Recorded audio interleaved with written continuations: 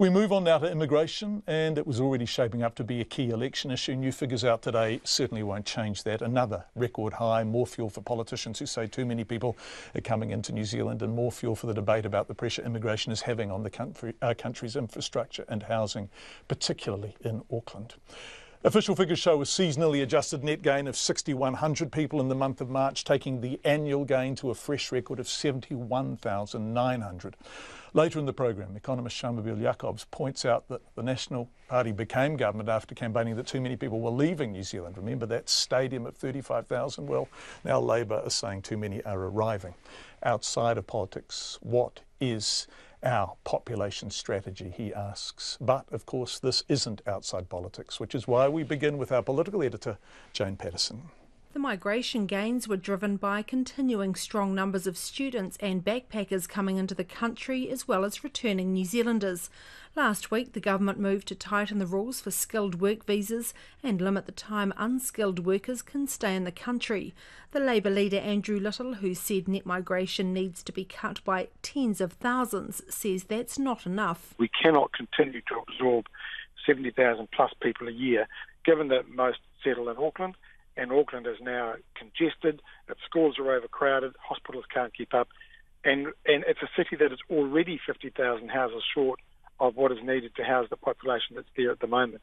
We have to do things differently. We need a fresh approach. The Immigration Minister Michael Woodhouse says Labour should come clean about what it would do in government. They're still talking about tens of thousands fewer migrants without any sort of detail about where those cuts would be made. So I think what the Labour Party needs to do is be upfront with New Zealanders about which particular economies they plan to nobble, whether that's the Canterbury rebuild, international students, or growing horticulture and farming sectors. Satish Ranchhod, a senior economist at Westpac, says the record figures reflect the strength of the economy and show no sign of dropping back for now. We expect that immigration levels will remain pretty firm over the remainder of this year, but they're likely to ease back from the current highs we're seeing.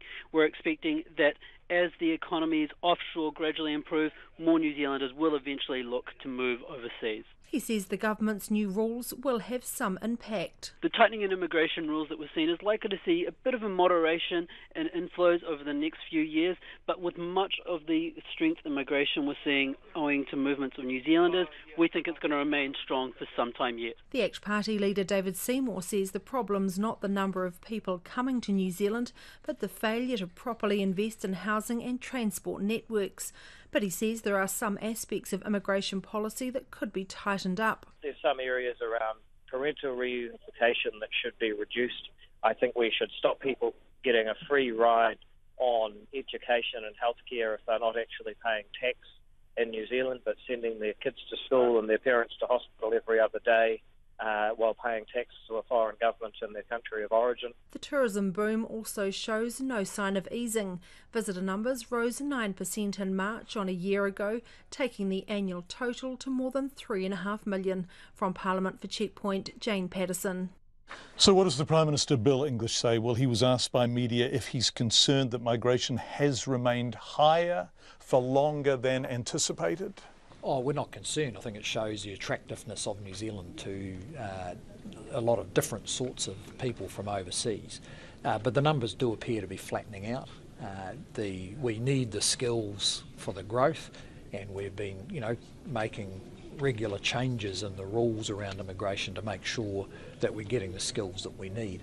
When will those changes kick in? Well, the ones made last year have kicked in. Recent announcements have been consulted on, and they'll come into place before too long. But it's all about just making sure we get the best match of the skills coming in. I see some of our opponents are looking at cutting it by 50,000.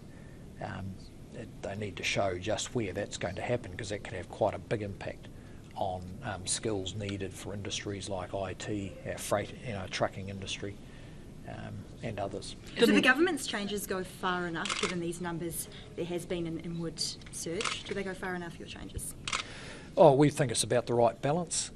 As I said, the numbers are flattening out, and we would expect that they'll stay flattish.